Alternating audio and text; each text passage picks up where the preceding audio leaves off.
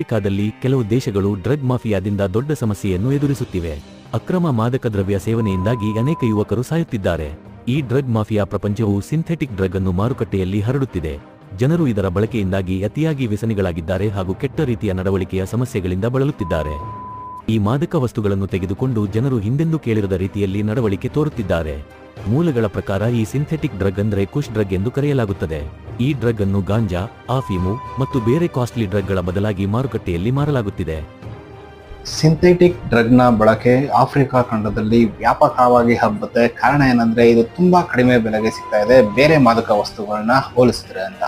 ಇದು ಯಾವ ಲೆವೆಲ್ಗೆ ಬೆಳೀತಾ ಹೋಗುತ್ತೆ ಅಂದ್ರೆ, ದಶಕಗಳಿಂದ ಸಿಂಥೆಟಿಕ್ ಡ್ರಗ್ನ ಬಳಕೆ ಅಲ್ಲಿ ಇದ್ರು ಕಡಿಮೆ ಪ್ರಮಾಣದಲ್ಲಿ ಇರುತ್ತೆ, ಬಳಕೆ ಇದ್ರೂ ಕೂಡ ಈ ಮಟ್ಟಿಗೆ ಅದು ಜಗಜ್ಜಾಹೀರಾಗಿ ಹಂಚಿಕೆ ಆಗಿರೋದಿಲ್ಲ.